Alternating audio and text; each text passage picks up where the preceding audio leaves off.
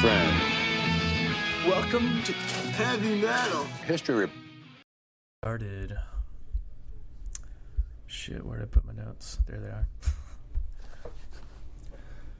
All right, everybody, welcome to this week's episode of Heavy Metal History, the podcast. I'm your host, Dustin, and joining me is Matt. Yeah, g'day, everyone. This week, we're going to February of 1998.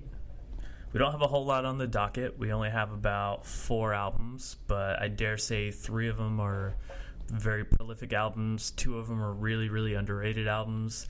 And one of them, if you've listened to a past episode that we did, February of 1987, we did a dramatic reading of King Diamond's Abigail record. And this album, funny enough, released almost 20 years later.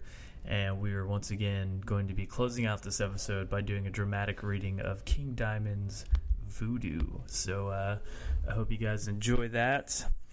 But other than that, what we have on the docket today, we have Primal Fear, self-titled album, Amon Amarth, Once Sent from the Golden Hall, Morbid Angel, Formulas Fatal to the Flesh, probably my favorite Morbid Angel record, and like I said earlier, King Diamond's Voodoo.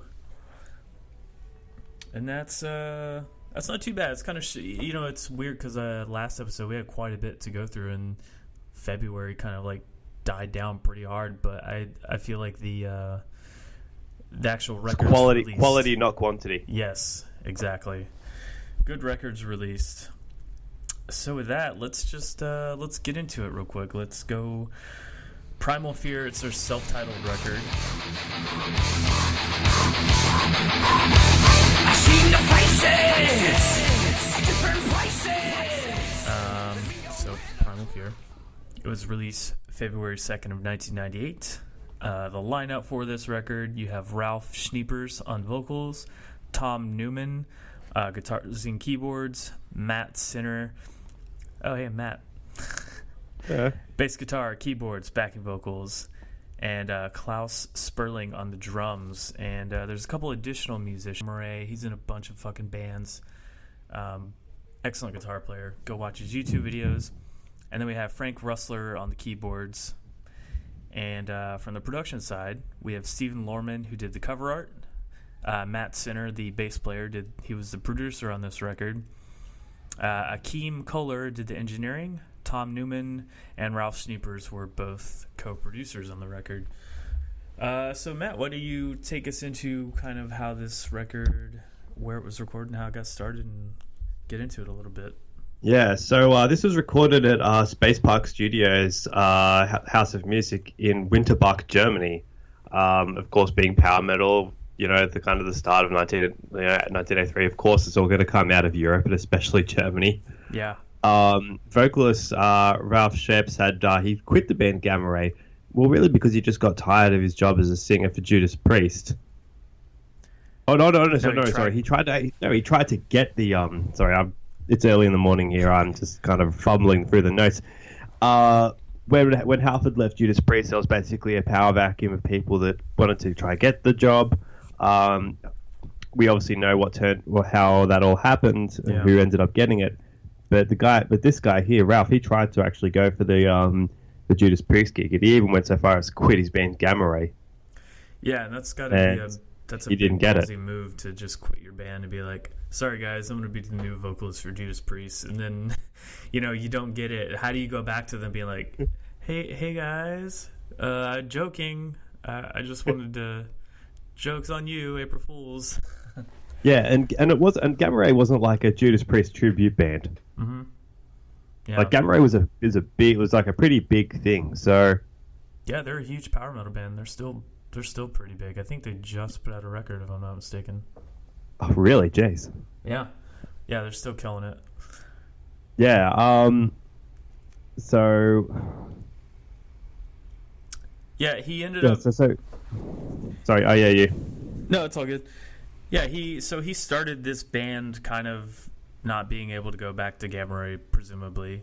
He had Matt Sinner, he was a veteran, and he ended up bringing his guitarist Tom Newman with him, and then the guitarist Tom Newman got drummer Klaus Sperling, and he was later in bands like Freedom Call and My Darkest Hate.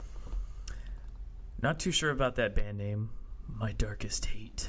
Oh God, it's almost like a high school like garage band. It does. It sounds very like 15-year-old like emo kind of band. So speaking of sounds, like when we have Primal Fear, the first record, like how much like Judas Priest worship and Gamma Ray worship did you hear on this album? I mean, it's definitely there, which is kind of surprising. The fact that he didn't get the Judas Priest kind of spot, because I think he's a little bit better and more truer Halford sounding vocalist than the guy they ultimately went with. But that's just my opinion. But it's definitely there. It's, I wouldn't call them like a priest worshiping type band, but the influences are clearly there. Yeah, especially like on the songs, it was like Chainbreaker and the Silver and Gold and Dollars and running in the Dust. I could really hear that the Halford kind of worship, a lot of the kind of the priest worship there. And other tracks, they led more to like the power metal side on Promised Land, so they were able to kind of mix it up. It wasn't just like a Judas Priest rip-off album. To say like screw you guys, I'm gonna go make my own Judas Priest album. It's gonna be better. Yeah, they actually tried to make their own thing. Yeah, he basically fused what he wanted to do with Judas Priest and what he was doing in Gamma Ray, and just made the two together. I mean, because a lot of the other tracks on the record lean more towards the power metal side of things, and got tracks like Promised Land, Nine Lives, and Tears of Rage, which are all really good examples of this, and it gives the album some variation, and there's a lot of cool things to be found here. Yeah, this is more of a. I was just going to say, this is an album where it's like if you're kind of starting to get into power metal, but you do like kind of the new wave of heavy metal, like your Priest, your Maiden. This would be an album just like, hey, give to someone to show as like kind of a foot in the door, so to speak.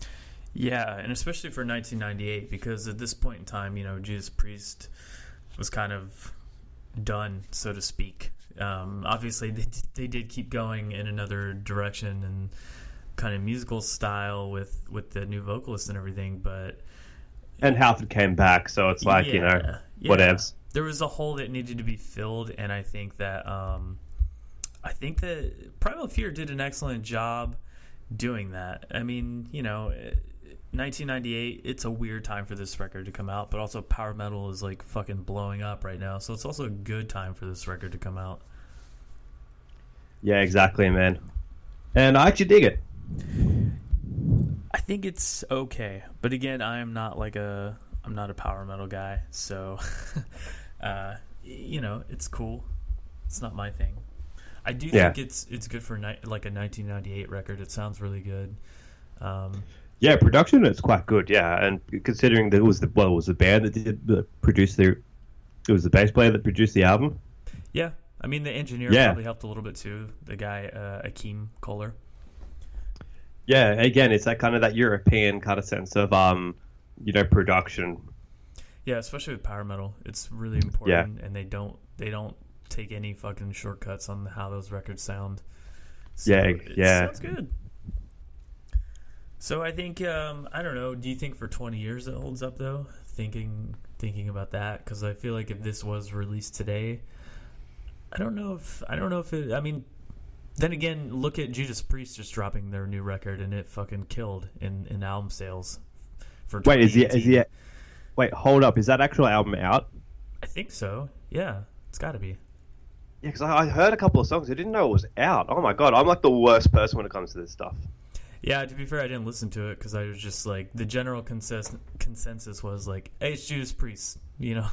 Fucking, you could literally listen to any other record in their discography and it will sound exactly like this, but it's Judas Priest, so it's good.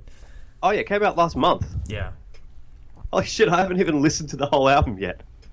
Yeah, I think I've listened to the 2 tracks and that was it too. But... Yeah, same. I was like, oh yeah, fucking mad. They're back, and then, oh my god, no, I'm doing this today. Yeah, I think, there's some all that weird controversy that came up too about like, what's his name, not being able to write the guitar parts because he has Parkinson's now. Yeah, Glenn Tipton, because he wrote some of the record, I think, and then he left, but then they didn't ask KK Downing to come back. Yeah, that was it. That was the whole thing. But I think I got to see Judas Priest. I think they both had Tipton and Downing. Yeah, that's a weird thing with like the weird rift that happened between them. You know, like they should just suck it up and get the original members back. Got to do it for metal, mate. Yeah, you got to do it for metal. But it is metal gods. Yeah, it is tragic though, with Tipton kind of getting. Oh yeah, that's fucking sad, man. Yeah, that's like a legendary performer that nobody's ever gonna get to see again, and that's what happens getting old. Yeah, true. But yeah, I don't know. We're saying 20 years about Primal Fear. I think if it came out today, it wouldn't came up with as much fanfare. Yeah. But I still think it'd be a competent album. Yeah, and this is a band too that's still putting out records. So I think they either put one out last year or are working on one right now. I forget. It's hard to keep up with how much stuff gets released these days, man. Like I'm getting caught up with like all of our press stuff that we get versus like stuff I want to actually listen to, and it's just like, good God, who has time for all this? Yeah. So yeah, that pretty much sums up that record. I forgot to say it was released February 2nd, 1998. My bad. I didn't read all the way down my notes there. So now we're gonna move on to a glorious record. Amon Amarth, Once Sent from the Golden Hall.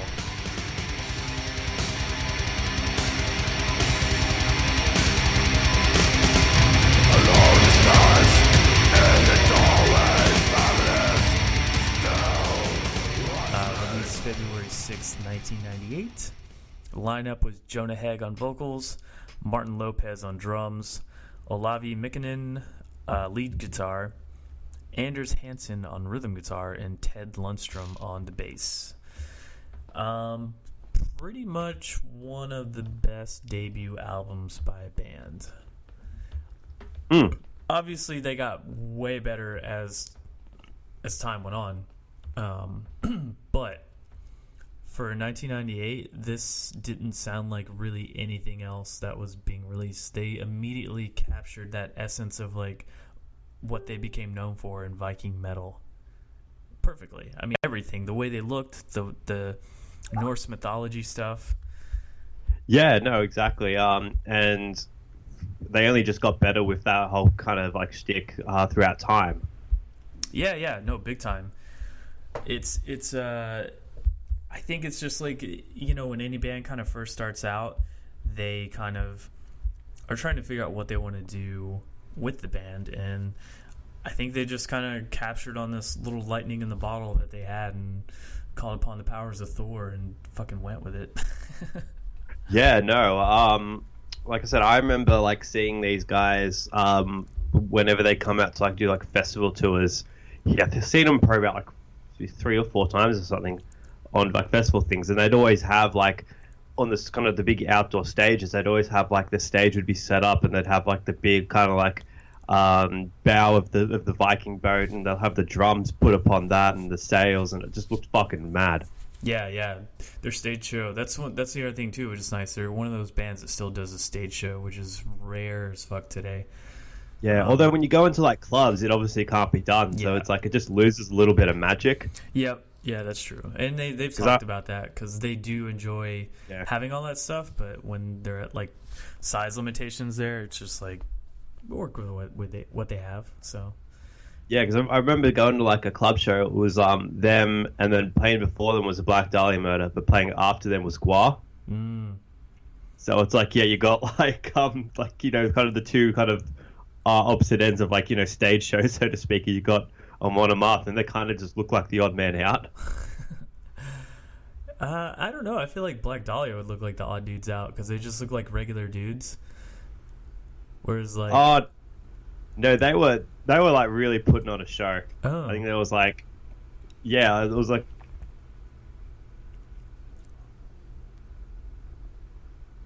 a bunch of times. There was like, you know, like crowd surfing and like people getting in there. That was a really good show. Nice. Yeah, that sounds like a good show. Pretty good lineup. So, getting to Once Sent from the Golden Hall. Since this is a debut of the band, we're going to go into like a little bit of history of where they started. And they were deeply rooted in death metal with firm beliefs in Viking mythology. Amon Amarth formed in 1992 in Tumba, Sweden, a southern suburb of Stockholm. They began writing material with an abundance of melodies, harmonies, and lyrics about Vikings and the northern gods.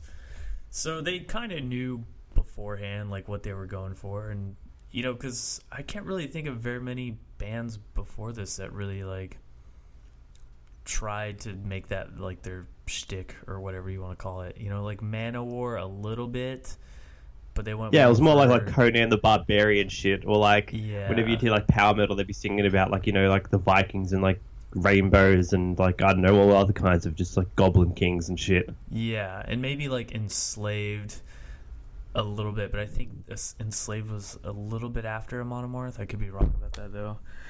But yeah, I mean they embrace their heritage and their culture, and they like death metal and could play fucking sick ass melodic death metal, and they made a band around it, and I think it's paid off for them over the years. I mean, I feel like pretty much every record they put out is good. I don't think they've really done a bad record. It's like bad. I don't know, man. I think Twilight from the Thunder God and even their last that was the 2008 album. Yeah, I think the couple records after that were pretty like standard Amon Amarth. Like they weren't crazy, but they weren't amazing, but they weren't bad. But Joms Viking, or however you say it, that album was actually pretty decent. I listened to that one quite a bit when it came out. I was surprised. There's some solid as fuck songs on there. Yeah, no, I think they kind of found their groove, and there's not a whole thing of like, why do we need to like risk anything? We have our audience. Yeah, we're not going to get any like kind of bigger. And they're actually like a pretty kind of popular band. Hugely. Oh, I was just saying, like just mates that don't even listen to metal like know who Amon Amarth is because of this whole Viking stuff.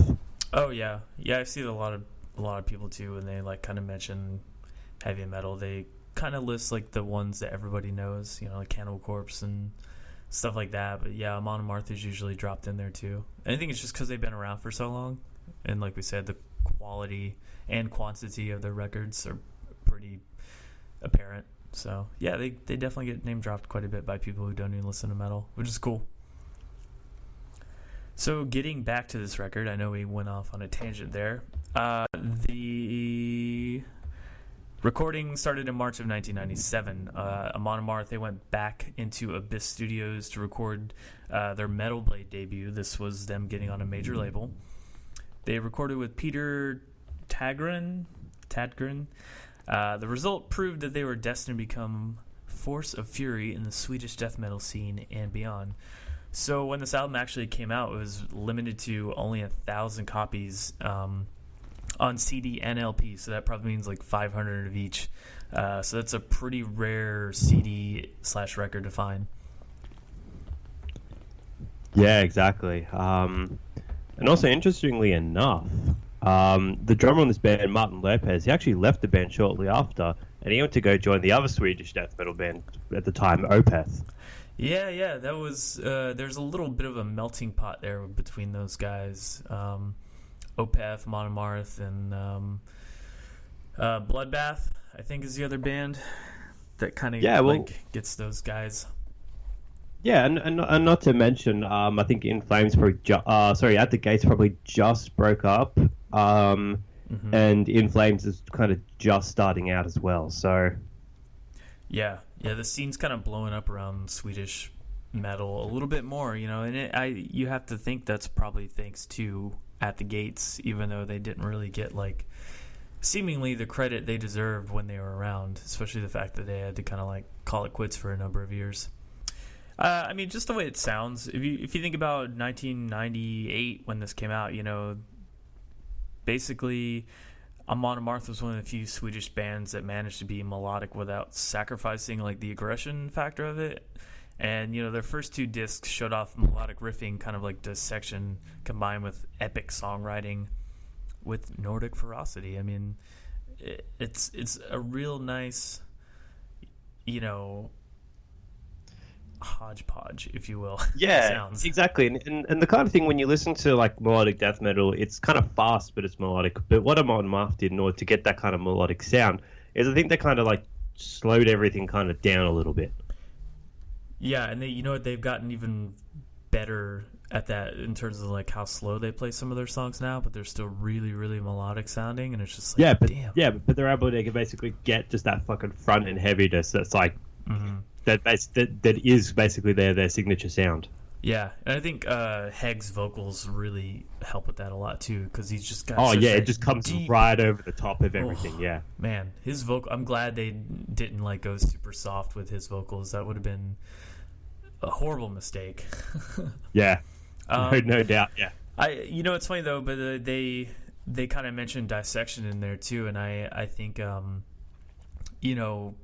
he just would have went to jail for the crimes that he committed during the time this record would have been released. So it's kind of interesting that dissection is also an influence because he's also from that area, and I can see it and hear it now that I think about it. It's like, oh yeah, because he's a really melodic guitar player, or was a really melodic guitar player as well. And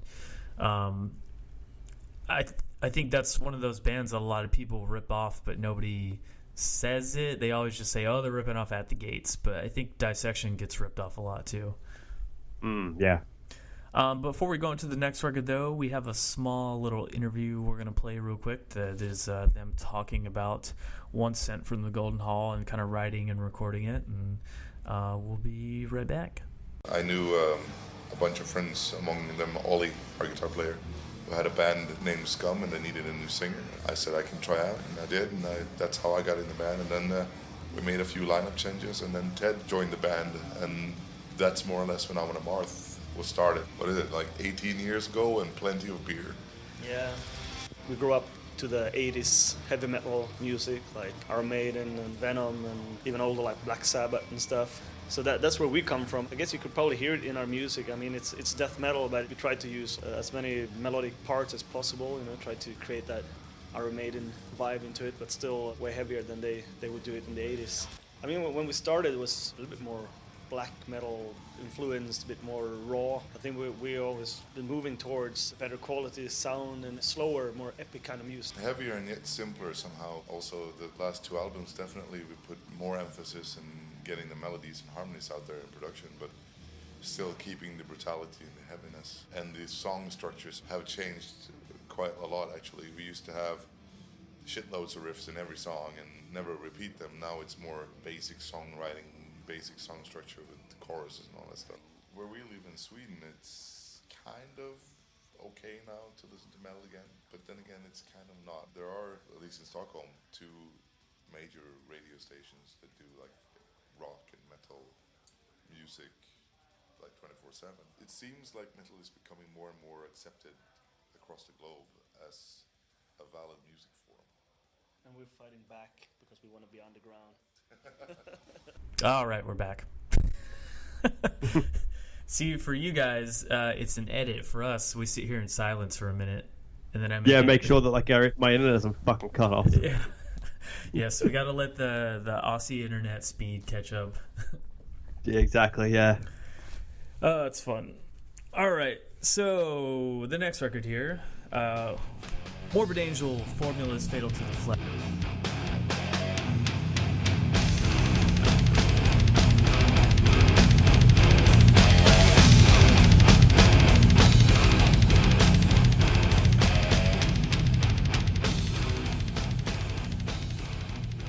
Released February 23rd of 1998. The lineup for this record was Steve Tucker on bass and vocals, Trey Asgoth. I don't know how the fuck to say his last name. I think it's a stage name too, isn't it?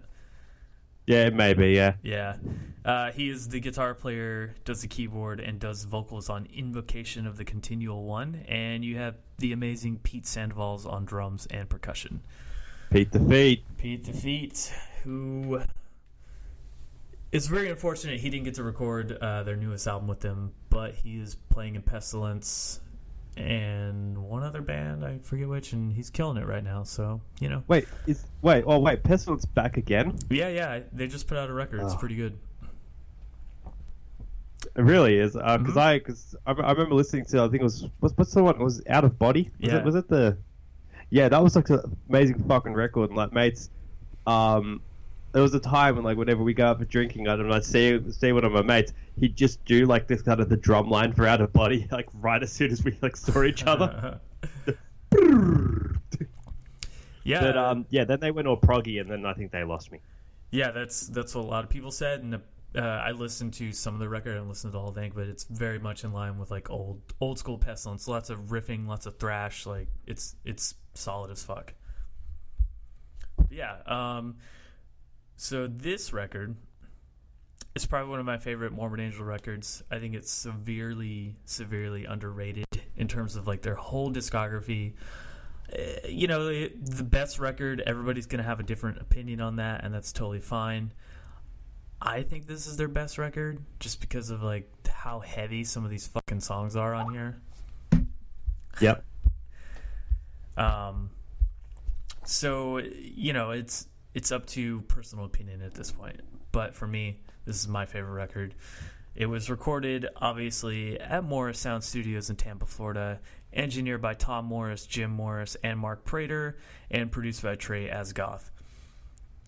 So by this point in time, this is their 5th full-length album, man. And, you know, in 1998, for whatever reason, death metal was considered dead, so to speak. You know, grunge had kind of taken over, and power metal was on the rise, and I think Pantera just broke up, right? Yeah, Pantera broke up. Suffocation probably just broke up. Yeah, so we'll be getting to that Barnes, later. Yeah, Chris Barnes probably just left Cannibal Corpse. I think Corpse Grinder was just starting up. Yeah. We're gonna get to a record that's, I think, their second record with Corpse Grinders. So, yeah, man, it's a weird time for death metal. They're in this fucking purgatory, so to speak, as far as like the genre goes, because the heyday was in like 91, 92, and here we're in 1998, and everybody's saying death metal's dead. Well, fuck that shit. Death metal never went away. It just hibernated. Yeah, and then it fucking came back. Yeah, especially within the past like 5 years, death metal is like fucking killing it right now. There's been so many good death metal records. I know, right? So yeah, 5th record. They didn't give up. They still put out like 2-3 amazing records in between this time. You know, Domination came out, and Covenant, and so many good records by them. This is why it's kind of hard to pick a favorite, to be fair. Like, all their records are pretty damn solid, except for one that we don't name. Yeah, I think my favorite, and just because this was the first one I listened to, is actually Blessed Be the Sick. Okay, yeah. No, that's a good. I mean, that's the thing, man. They're all good. It's hard. So yeah, with this is their 5th record, and the satanic theme lyrics of the previous albums have kind of been replaced with lyrics kind of about the old ones, you know, like Cthulhu and all that stuff. And that would become the primary source of Morbid Angel's lyrical content from this point on. And this is also the first album to feature singer/bassist Steve Tucker, who would replace David Vincent, which, once again, with Morbid Angel, they have this revolving door of David Vincent and Steve Tucker.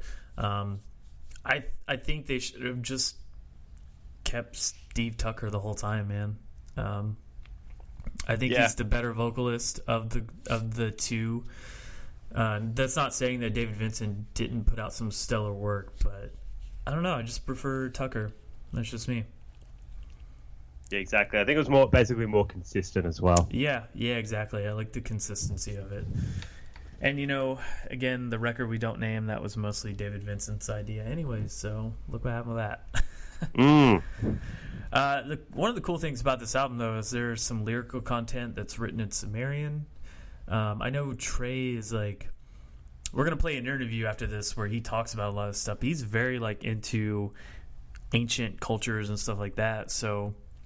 When he really gets into stuff, he like tries to infuse it into like everything he's doing musically, and he's very smart too. Like if you listen to him talk, he's just information all over the place kind of dude, and it's really interesting to hear him talk about it.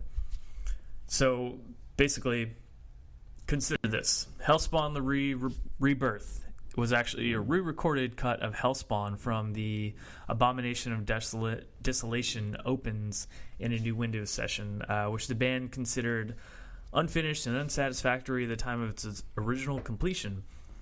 So basically, Invocation to the Continual One is comprised of music originally written in 1984, but arranged and recorded here for the first time. So how crazy is that? They were sitting on this song for well over a decade that they couldn't figure out what the fuck to do with it. You know, it just took like... It basically took 10 years to write that song, and then finally it clicked, and they're like, got it, like, this is going on the record. And it's cool seeing when that happens, you know, because, you know, some things we've done where we talk about bands writing a song in 30 minutes and it was a fucking afterthought, and it ended up being like one of their biggest songs ever.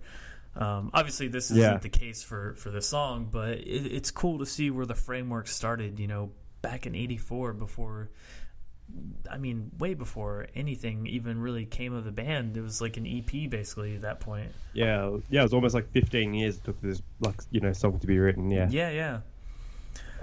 kind of going on with what Morbid Angel does as far as like thematically, the title refers to the biblical symbol of the Antichrist. The letter F is the sixth letter in the alphabet, and the title contains 3 times the capital letter F. Therefore, the title is a code for the number of the beast. 666. Yeah, but that's guys. like that.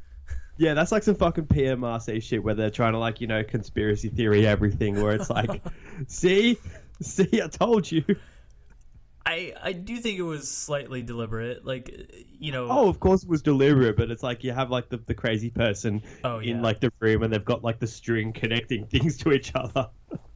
Yeah, no, entirely. And again, this is Trey knows what he's doing with this stuff. Every record, it's an alphabet thing with them. I don't think they'll ever get through the whole alphabet, unfortunately, considering how often it takes them to put out a record. But it's cool. I mean, he, you know, trying to come up with a title, I can only imagine what other, like, F words they had to call this record, you know? I bet they had a fucking whiteboard or a notebook full of, like, God damn it.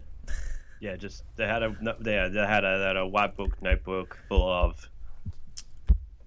Yeah, so they probably had it full of, like, different ideas of what the record could be called, all starting with the letter F. And, you know, formulas forgotten by... Frankfurters in Forgotten Land, you know, like probably a better album title, guys, just saying. No, I mean, fuck, they could have called the album Fuck if they wanted to, but I don't know, it's a cool little thing. And, you know, Morbid Angel's always about playing with like satanic themes, and, you know, again, like the old ones and Sumerian and really interesting and different stuff. So I know it's like a grab, but it's still a cool thing that gives the band a little bit more like kind of fucking death metal like cred. Yeah. Interesting thing about this record, the tunings for this record, Aslan, Covenant, and Domination, which this actually blows my mind, because I think all 3 of those records have some of the heaviest guitar tone ever, and it was just an E flat on a 6-string guitar for some songs, and then a B flat on a 7-string guitar songs. And I mean, I can tell you right off the bat, you know exactly which songs are 6-string and which songs are 7-string. Yep. The prime example being the main song that I always talk about and I always tell people to go listen to is the song Nothing Is Not.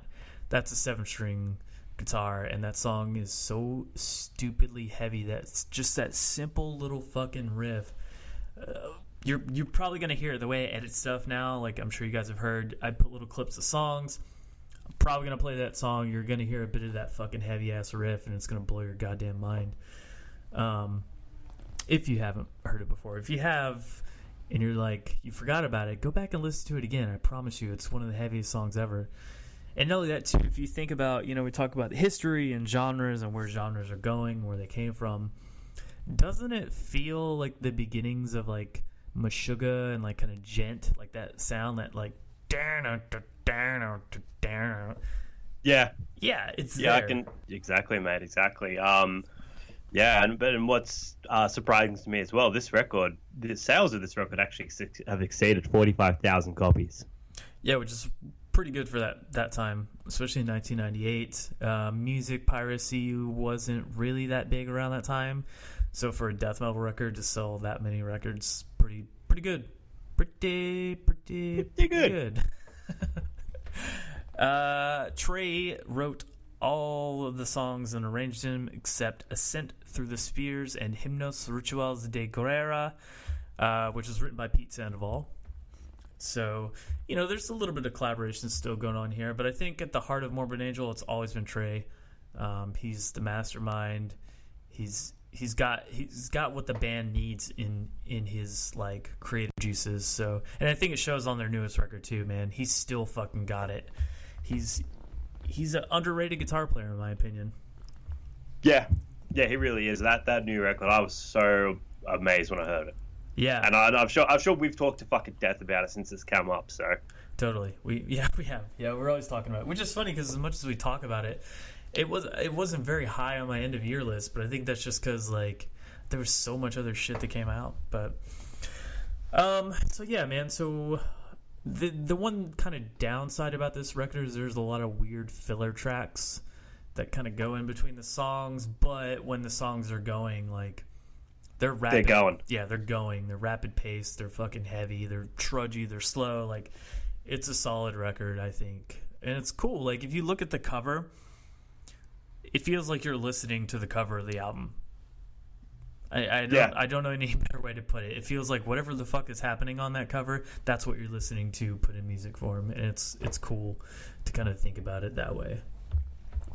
No, I 100% agree with you on that. It really does feel like... just absolute fucking just like evil. Yeah. Yep. And the 20 years thing, I have to say yes. I think it holds up still really well. I think if they even release this record instead of Kingdom's Disdain, I think people would have like lost their shit over this record. Oh, for 100%, yeah. And I feel like that's a lot of everything up until the album that will not be named, and maybe even Heretic. If it was released today, people would be losing their mind. Yeah, Heretic was a weird one. There's some really good songs on there, but I think the production, how it was recorded, doesn't sound good. It's probably one of the weakest sounding Morbid Angel records, but there are some fantastic fucking songs on that record. They just suffer from bad production, and I don't know what happened with that record. I would love to find out, to be honest.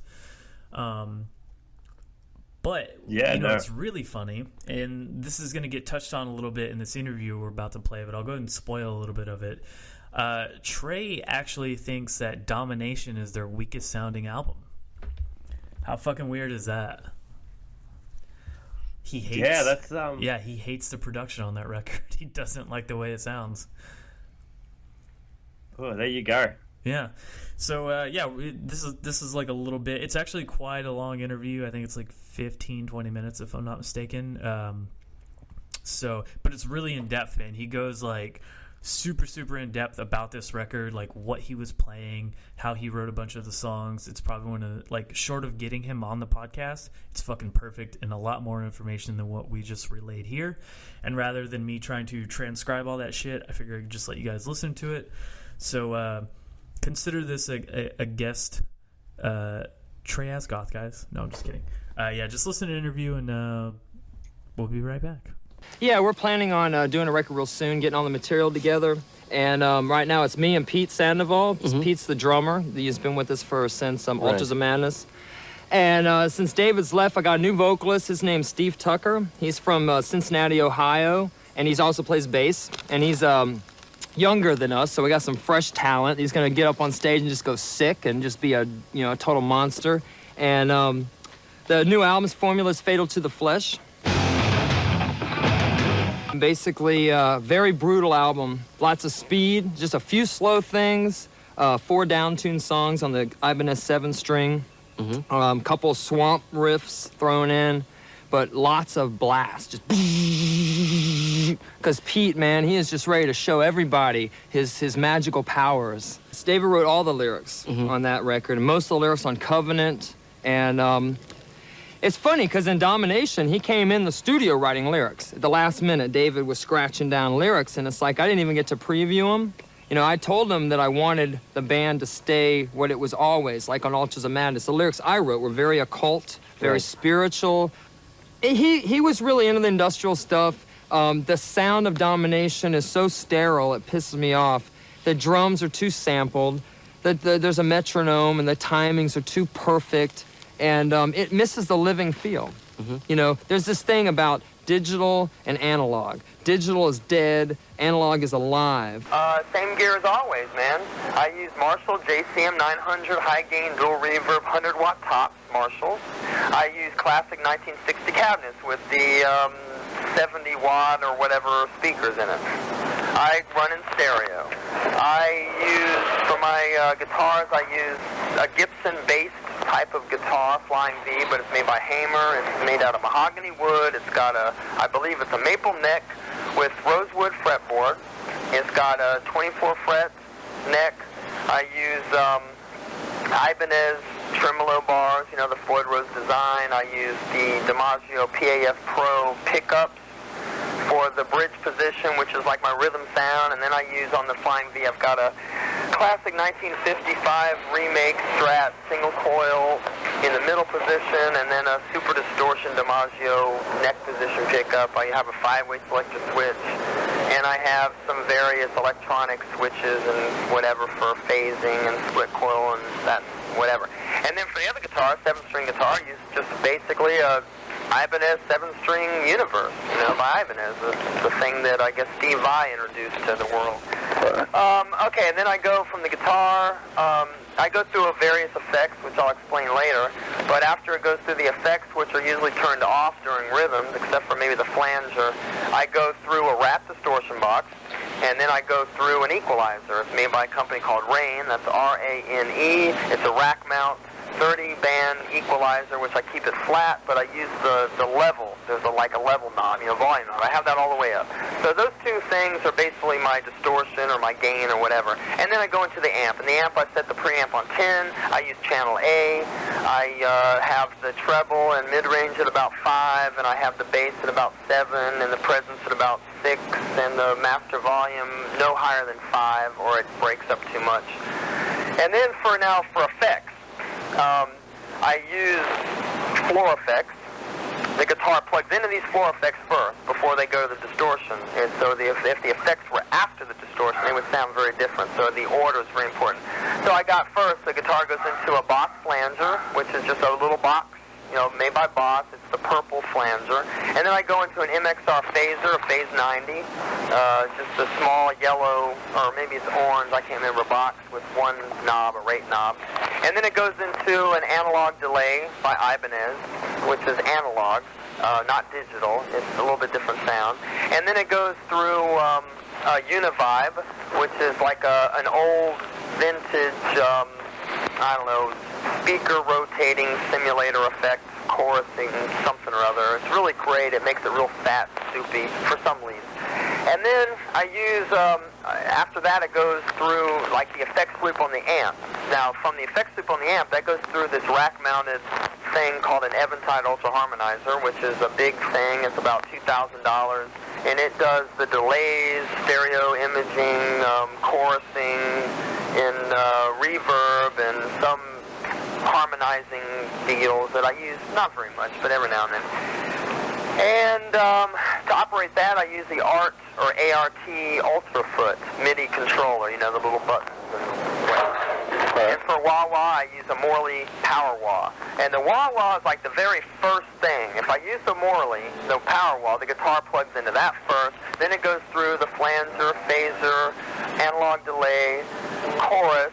And I'm not saying they're always on. I'm saying that that's the order, so they sound the best when they come on. And then it goes to the Rat distortion. Then it goes to the Rain EQ. Then it goes to the amp. And from the amp, the effects loops go to the Eventide Ultra Harmonizer and then back to the amp.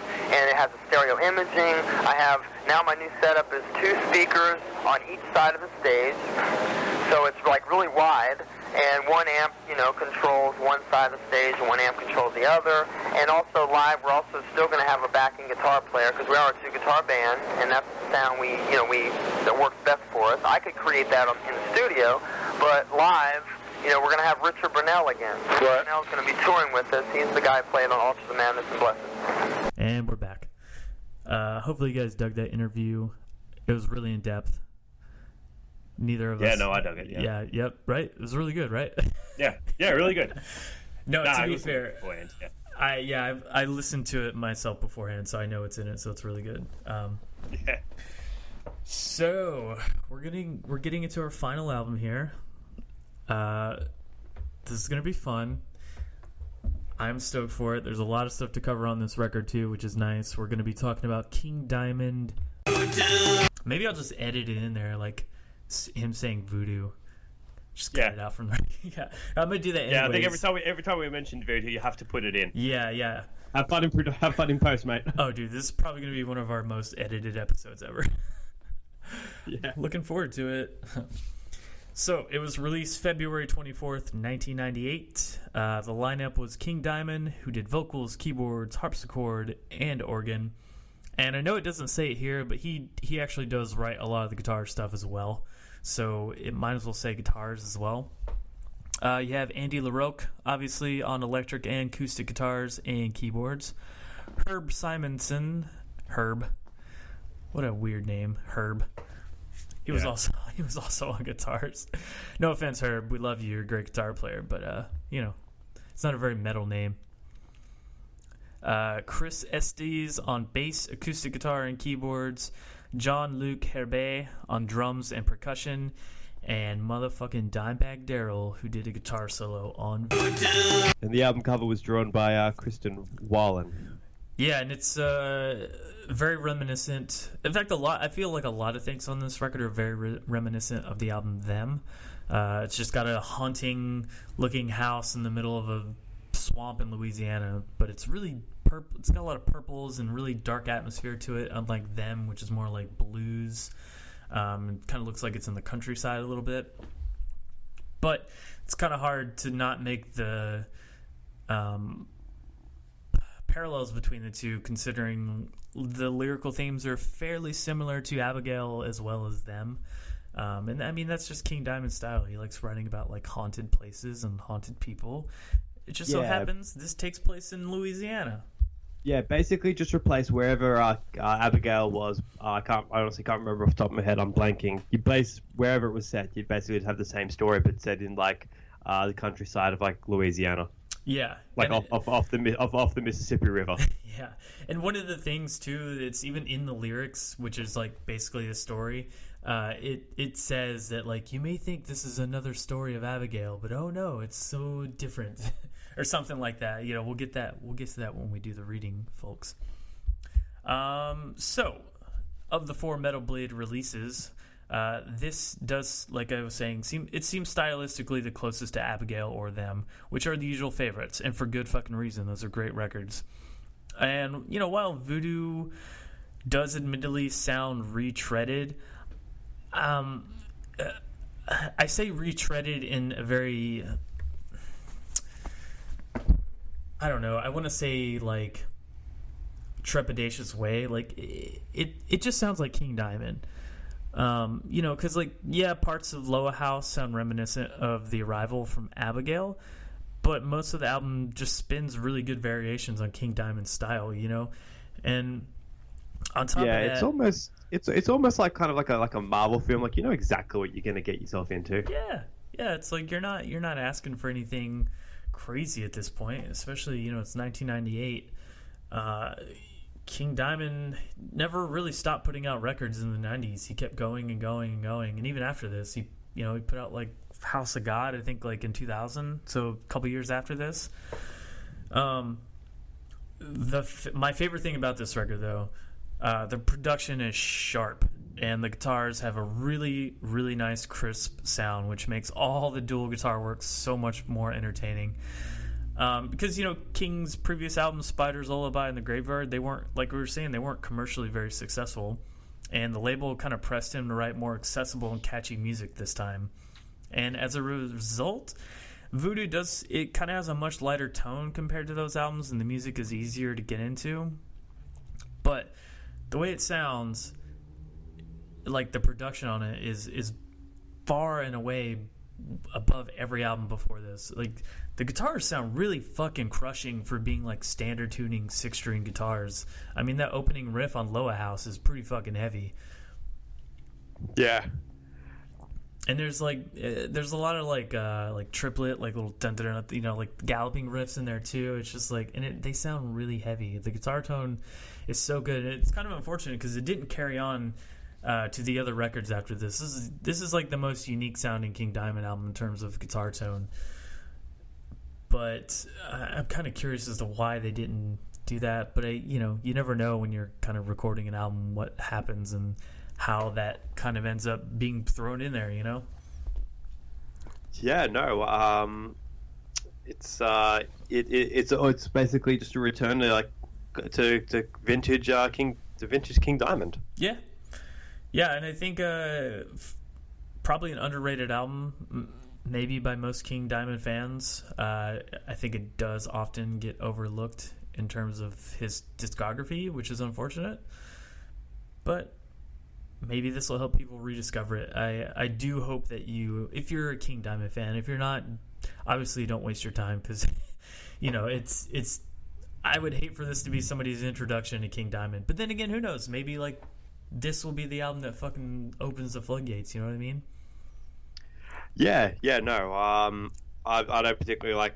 I don't particularly like. I go out of my way to listen to King Diamond, but if it comes on, I'm like, yeah, sure. We're doing this now. See, and again, like I'm the opposite. I will fucking always listen to King Diamond no matter what.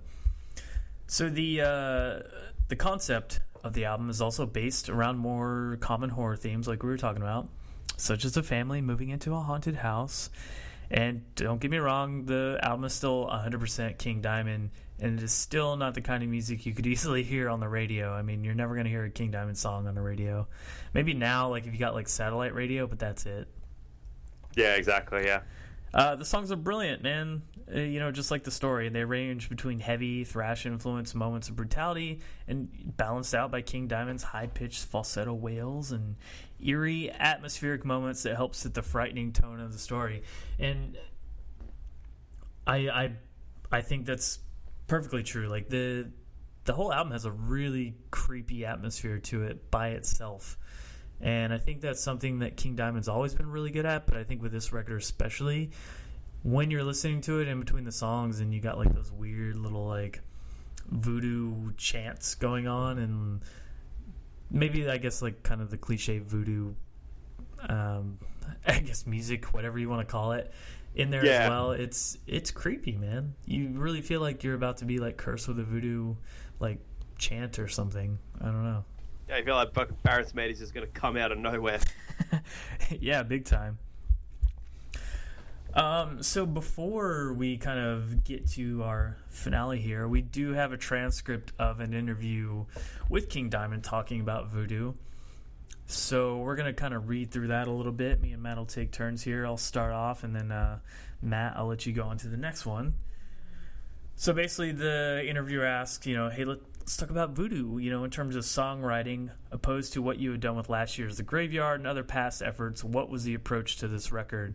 Obviously, the storyline is different, as in the setting, but what is it about this time period and part of the United States that fascinated you to write Voodoo?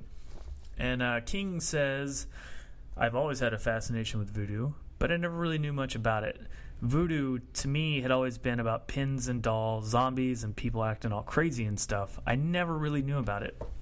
I hadn't really known much, so this all happened last year when our bass player was doing some work at university nearby and asked him to grab me some books on Voodoo from the library.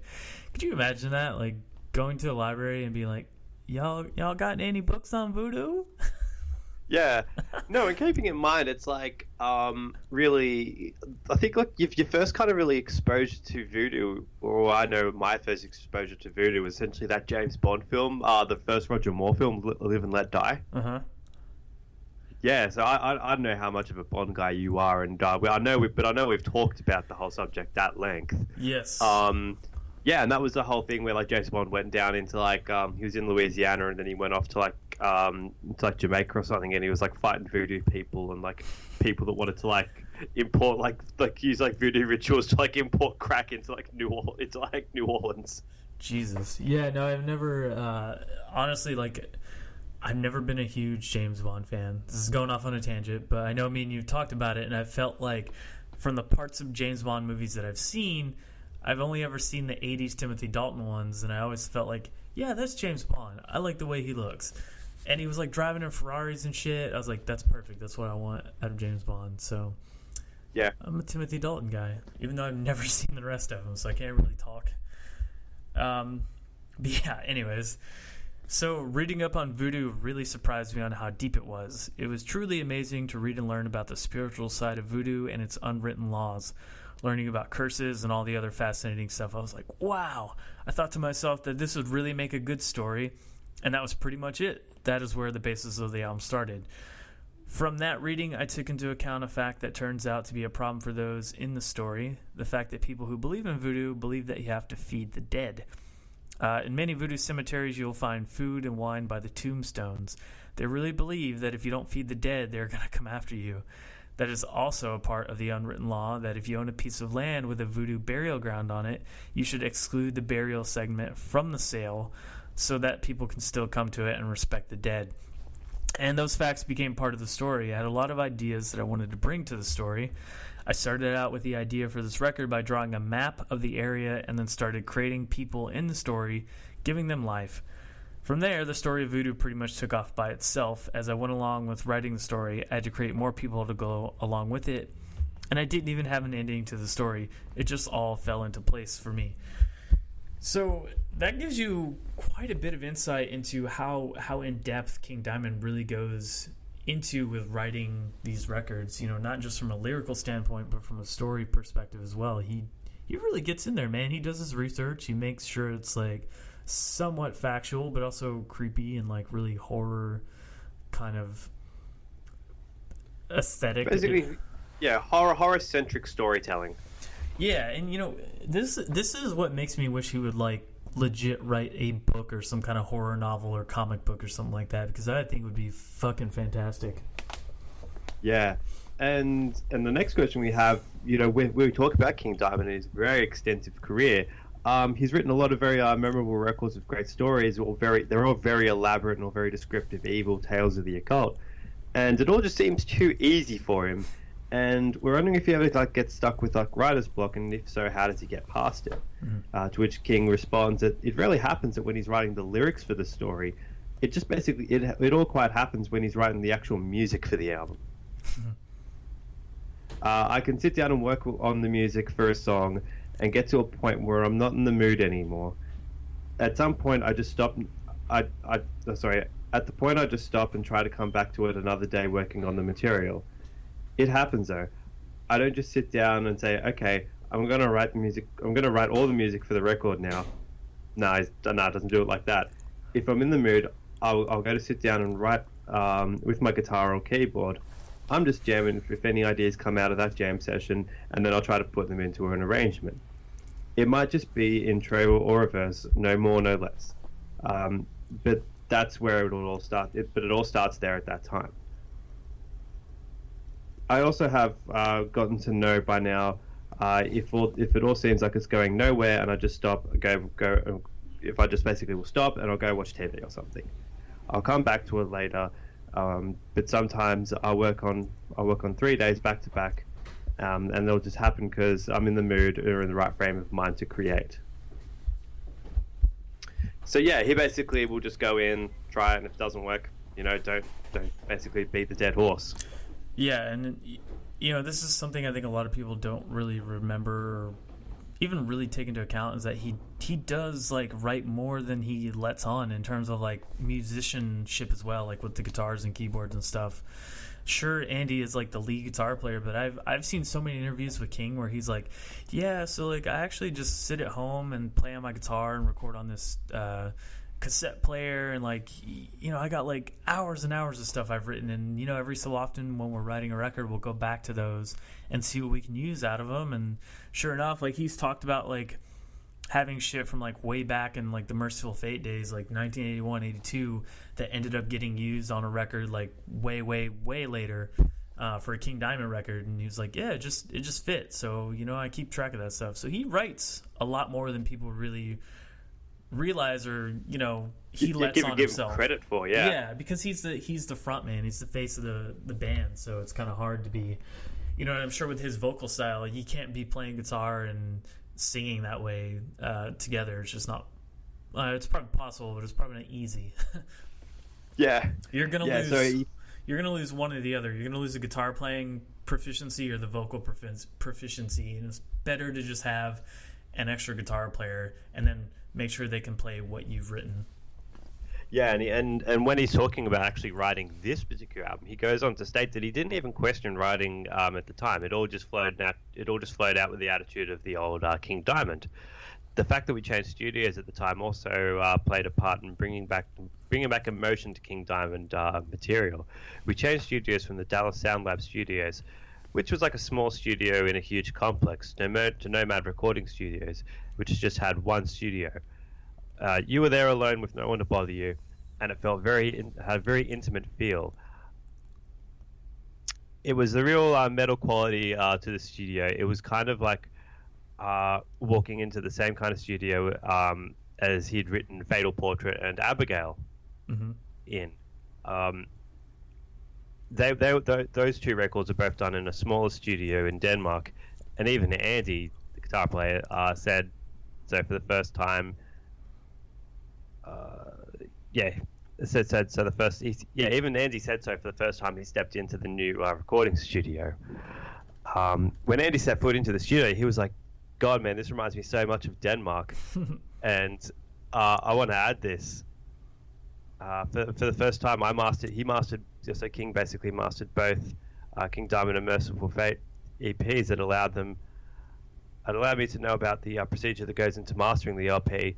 And I noticed they really like to compress the shit out of the sound. This record actually sounded so clean and with very little compression. And it sounds good, and really actually sounds better than the past King Diamond records that he went on to describe. So then again, that was at the start of this segment we were talking about just how crisp and how clean it sounds.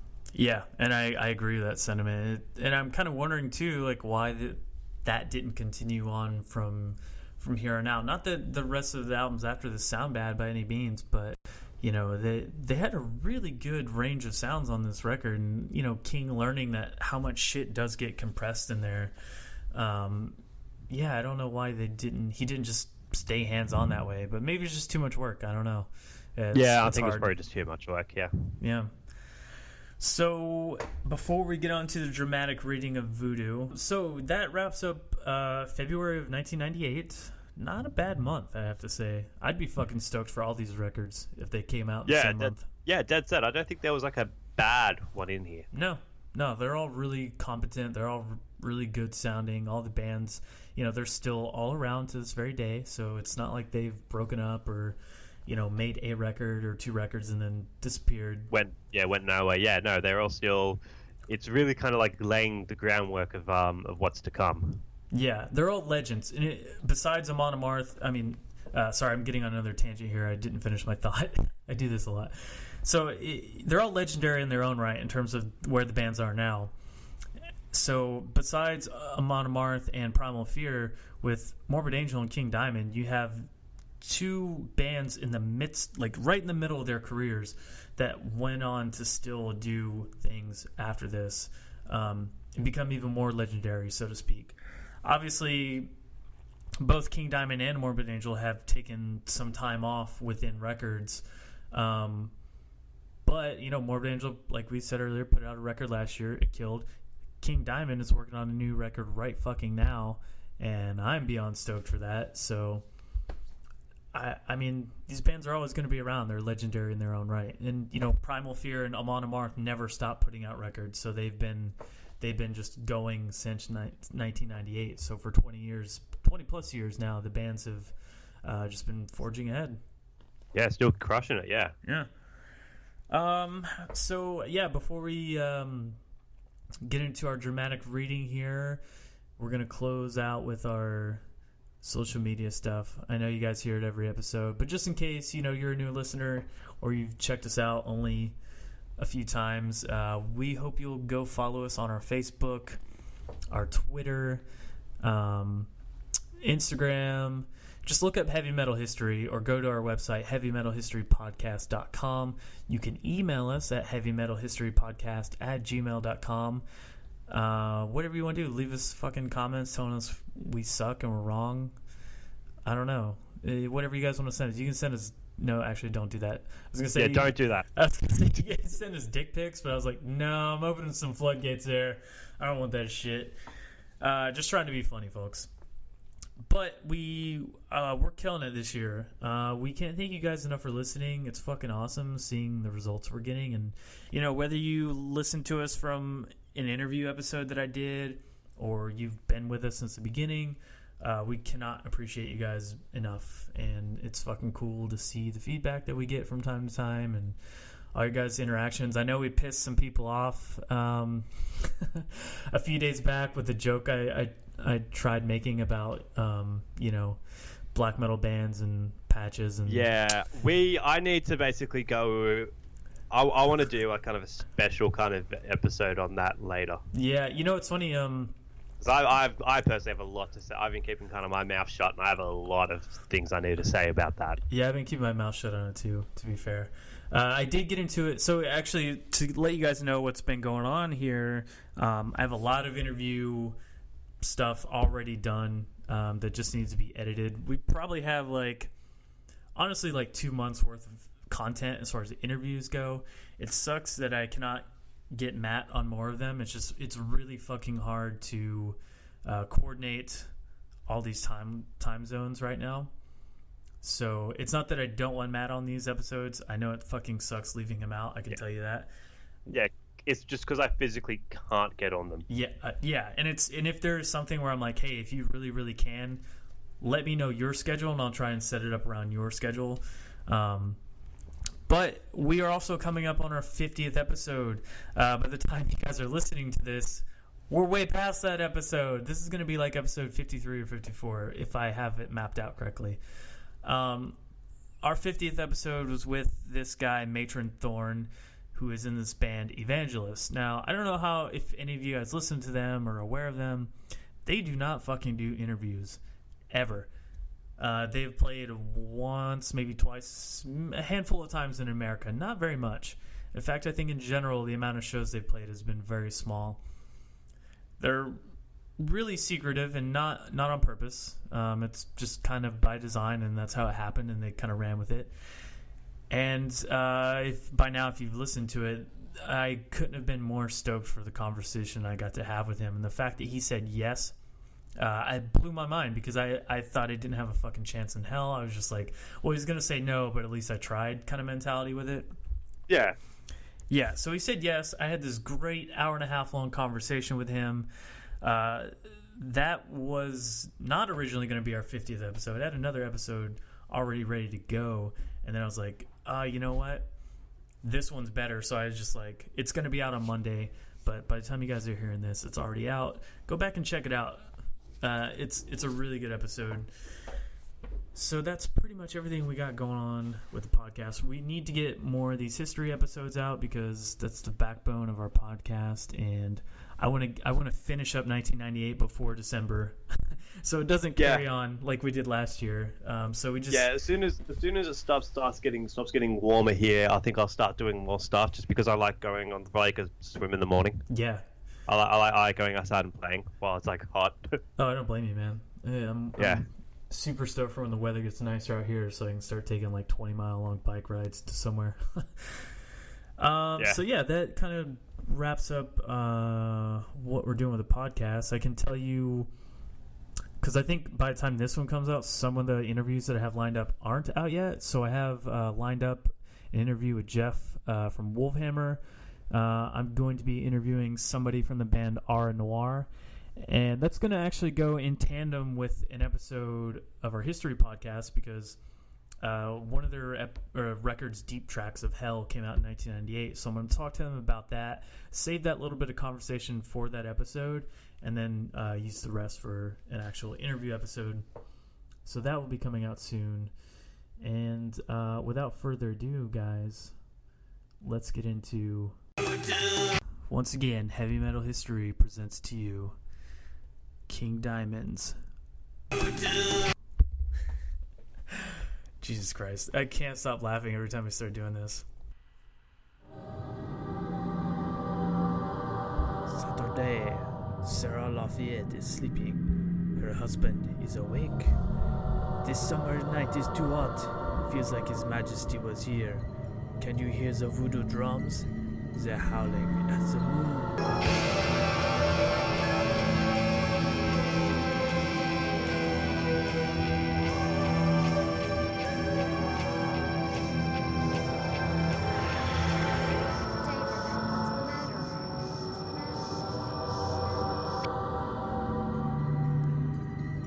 In 1932, north of Baton Rouge, Louisiana nights are darker than before. Along the Mississippi, that is where it is. The old colonial house, a mansion, if you will. White as snow, the mansion still seems to have its glow. And when the moon is full and white, you can hear the drums of voodoo echo in the night. In the lower house, misery will strike again. Jean Lenoir, the first to own this house, he was a voodoo priest, a Hongan, so they say. The voodoo cemetery, that is where he is, died at the hand of an evil Bogor's wheel. They say he's been walking the house ever since that day.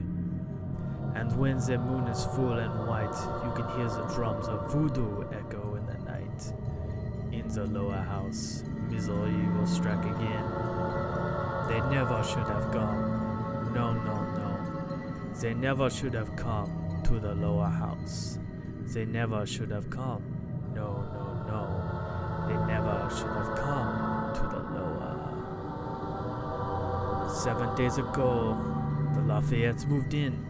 Sarah is with child and David is the man. This is no Abigail. This child will survive. And grandfather dear, why did they bring him here? White as snow, that is all he sees. Oh, he's been blind for years. They never should have come, no, no, no. They never should have come to the lower house. They never should have come, no, no, no. They never should have come to the lower house. And when the moon is full and white, you can hear the drums of voodoo echo in the night.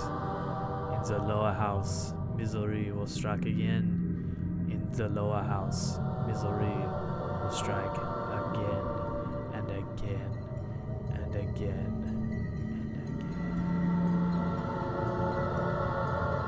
Friday night, 4 shadows heading for the dark, 4 shadows heading for the past, 4 shadows heading for the graves in the wooded maze, 4 shadows looking for the place without a trace.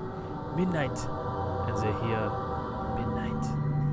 The old burial ground is part of the estate, hidden by heavy trees where Jean Lenoir he sleeps. The shadows move, they're here to feed the dead.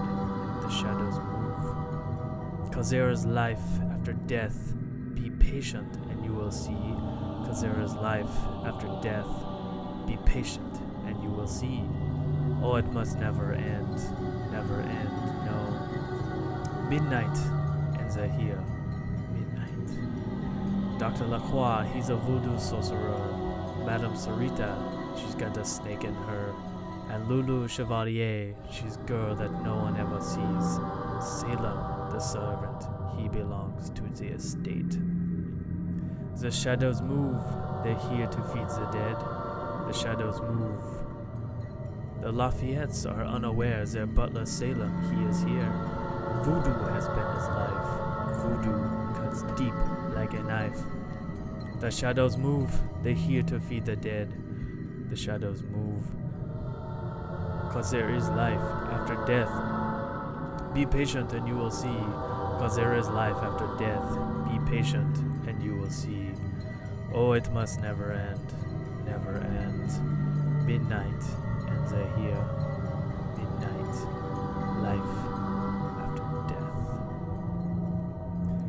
Saturday evening, a narrow path runs along the river. From the burial ground you might see it, leading to a temple of secrets, where they meet once a week to dance and feast. Lula is dancing to the voodoo drums, twisting, turning, round and round. She is ready to receive the Loa. She is ready for the god. This one is Dambala.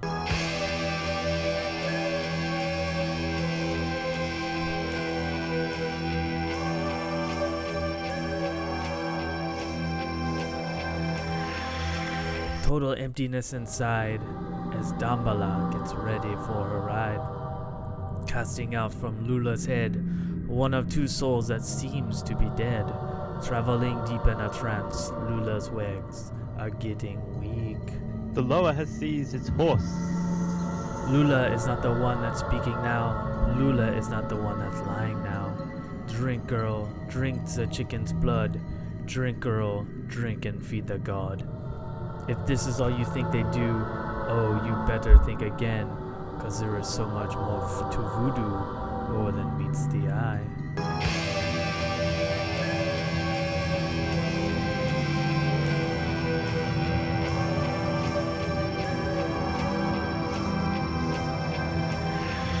Human hair on waxen dolls, pins through their knees, pins through their little heads and through their bellies. Ah, they're coming to get you. They're coming for you. Ah, they're coming to get you. They're coming for you now.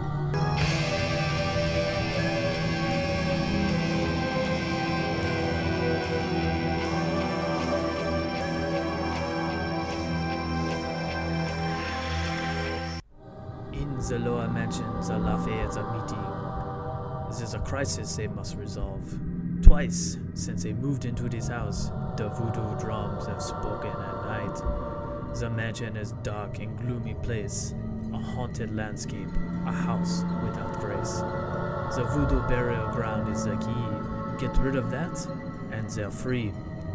It must remain a secret, or the plan will never work. It must remain a secret. In comes Salem. He's 6 feet tall and dark. He is a newfound butler of the Loa house. They ask him for advice regarding their plan to destroy the cemetery on their land. It must remain a secret, or the plan will never work. It must remain a secret. We must do what must be done. If you steal the grave from one who sleeps, he will come for you to set him free. You must not break the chain.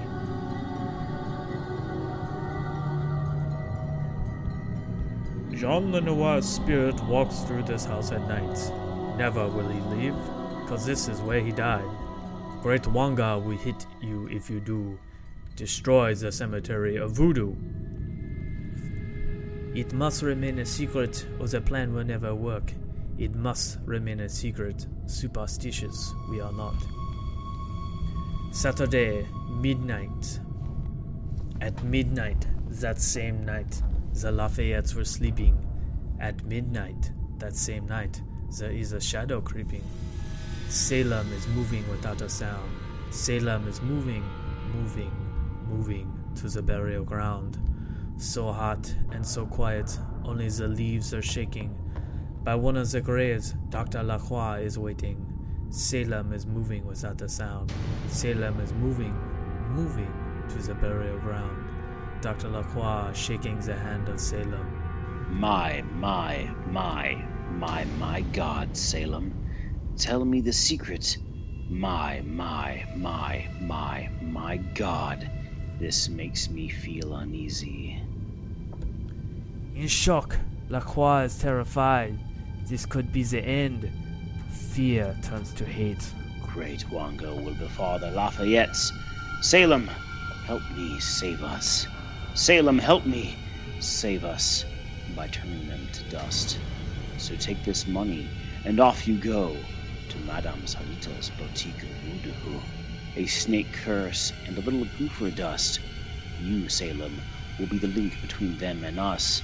This could be an easy way to turn the Lafayettes to dead. 2 hours later, Salem leaves Madame Sarita. My God, Salem is looking scary. My God. Now he's heading for the cemetery. Kneeling in front of the graves, a handful of soil, and Salem is on his way. He must leave a copper penny as payment for the soil and to protect himself. from all the spirits that could come and dig themselves into his head. Dead, dead, dead. Salem is here. By the house in the dark, there is the shadow digging. The snake in the bottle is buried and it's ready. Salem is moving without a sound. Everyone's sleeping but me because I don't need it. No. That actually sounded very Tommy Wiseau right there. I'm not gonna lie. I'm not gonna lie. I thought it was fantastic, but that's just me. So as long as you, oh hi Mark. As long as you don't drop that, I think you'll be okay. Oh hi Mark. I think you'll be all right. So okay. Monday morning, the sun has risen just above the trees. The birds are singing. It's just like a dream. What a perfect morning it could have been. Salem's in the kitchen, and that's the scene. Eggs for 3 and a little tea, mixed with the graveyard dirt from yesterday. Anybody eating Salem's a la carte today should be taken ill and waste away. You used to be so beautiful, but now you're going to die. You used to be so beautiful, but now you're gonna die. Die. Both of you are gonna die. Die. Die. Both of you are gonna die. Die. Salem's walking up the stairs to the second floor, silver tray in hand, knocking at the door. You used to be so beautiful, but now you're gonna die. You used to be so beautiful, but now you're going to die. Die. Both of you are gonna die. Die. Die. Both of you are gonna die. Die. Die. In a fever sick as hell, David's got a snake bite, and all is well. 1 down, 2 to go. Oh, madam, he's got the flu. 1 down, 2 to go. Oh, madam, he's got the flu. The problem is that Sarah's morning sick again. That pregnant woman, always something wrong. You used to be so beautiful, but now you're gonna die. You used to be so beautiful, but now you're gonna die. Die, Sarah. Sarah, die. Die. Die, Sarah. Die, Sarah. Die. Goodbye. Monday evening. The sun is setting. Silence is all you hear. David getting really sick here, sweating like a pig. The fever's got him now. And Sarah's father dear, the morning snack has put him on his back. He should have stayed in bed. Oh, why didn't he? The sun is setting. Silence is all you hear. Salem, what's going on? Let me tell you a story, madame. A secret about your land. The reason for all this madness. Let me tell you a story, madame. The burial ground on your land is a secret voodoo stand. If you ever destroy this sacred place, legends say that you will die and never find your rest. I'm telling the truth. Oh yes, I am. If the living can't feed the dead, then the dead will come for you, yeah? You better hold your tongue now, Salem. Because I don't believe in ghosts. There's only one thing left to do now, and that is sending of dead. The four shadows are meeting again at the cemetery gates. Darkness is a friend. Midnight will soon be here. Everything should be ready to go now for sending of dead. Place the image of Saint Expedite upside down and around. I hear Dr. Lacroix speaking. Let the ritual begin. Almighty God, Father of mine, come for Sarah Lafayette, as she may be disappeared. Forever lost, Saint Expedite, you are a saint and I'm a sinner. I send you to find Sarah Lafayette. Oh, ride me of her head and rid me of her soul. Rid me of all her thoughts, rid me of her memory. For this curse to work, Baron Samedi, Samedi, Samedi, send your blessing, so Sarah may be As if he was sent from the sky, Baron Samedi creeps inside. The doctor's body speaking to Salem. You must bring me the sacrifice. No, I can't do that. No, holy shit. Fucking do that shit. Alright, here we go. You must bring me the sacrifice. You must come back to me before midnight. Still before your cross, Salem is here. Holy shit. See, I was trying not to do that too, but then you did it, and I was like, oh, that's way better than what I could have done. Oh, fuck. Alright, that was good.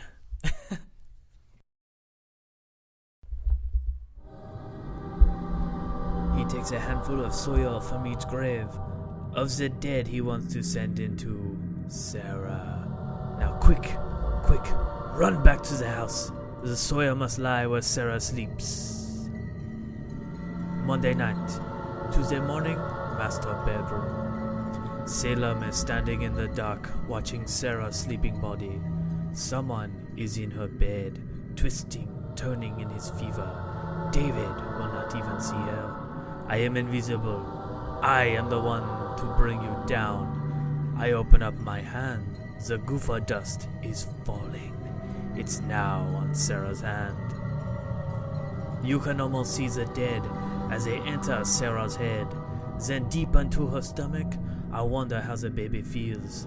Violently, she's sitting up, screams of pain. I know she's hurting. I only see white in her eyes. Sarah speaks in an unknown tongue. Then she spits a little blood.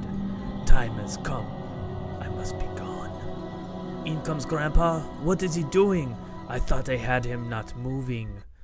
But the dead in Sarah's head will take her to an early grave. Salem is gone. Go back to sleep, my dear. It's just the beginning. It's just another nightmare. Those goddamn voodoo drums.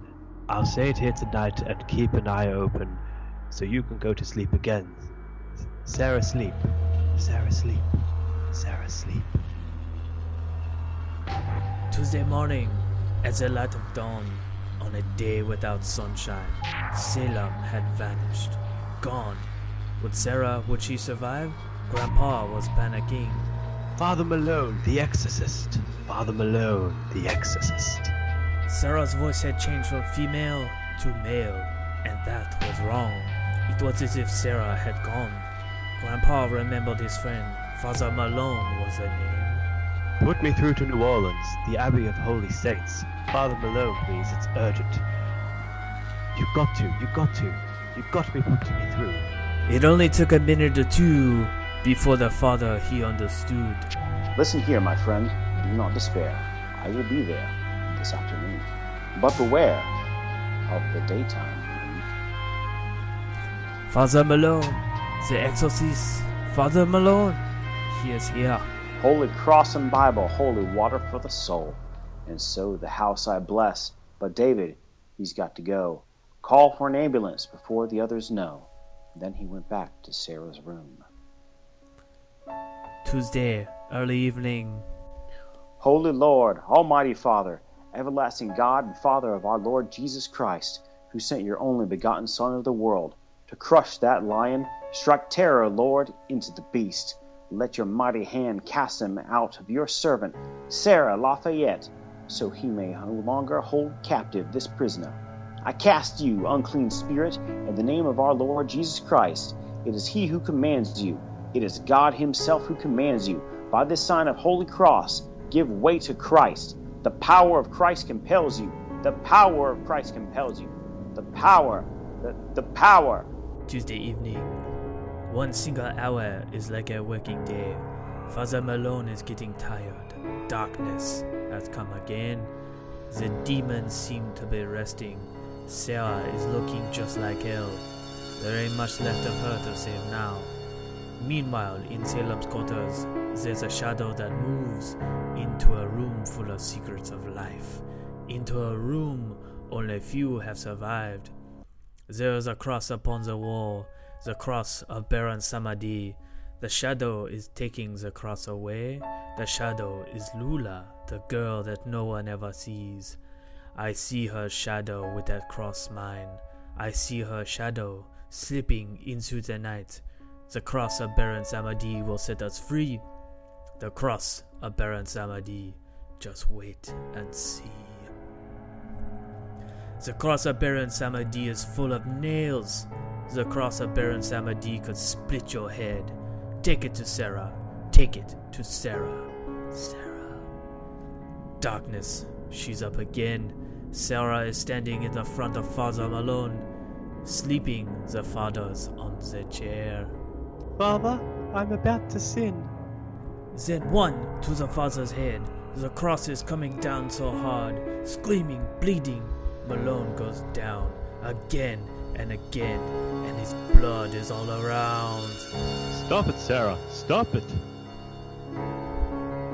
I don't know why, but Sarah dropped the cross. 2 hours later, everyone was here. Police and ambulance wiping up the tears. Samedi, Samedi, Samedi. Tuesday night, Monday morning, I heard a policeman say to Grandpa, There once was a Salem, the caretaker, of the lower house. But he died years ago. As a matter of fact, he's buried right here on your land. if only they knew. The lower house and the old Voodoo burial ground are still standing in all their glory. The Lafayettes left the hospital in Louisiana and went to... I don't care. Malone survived. He is a scared old man now. By the way, my name is Salem. You cannot say that everybody is happy, but you can say that everybody is now safe from each other. At least I thought so. Until a few days ago, when I heard of some mother by the name of Sarah Lafayette, whose newborn baby was speaking in the strangest tongue backwards. A miracle? Some expert had uttered the word Voodoo. Hey, we did it. Hey, we did it. Claps. Scary. Spooky. Yeah, pretty cool story. A little bit of a plot twist there that Salem was the one doing it all. He was dead the whole time. Yep, very Sixth Sense vibe. Pretty cool story. I'm going to find some spooky kind of music, different from the last time. Maybe with like a voodoo theme. There's got to be, I got to type in like voodoo royalty free, and I guarantee you I'll find something that will come up. Yeah. So with that, guys, hopefully you enjoyed that episode. This was a crazy fucking one to do. A lot of editing is about to go into this mother bitch. And thank you for listening. Until next time, cheers, cunts. Cheers, cunts. See you later. Whew. That was a fucking work. Be excellent to each other. And party on, dudes!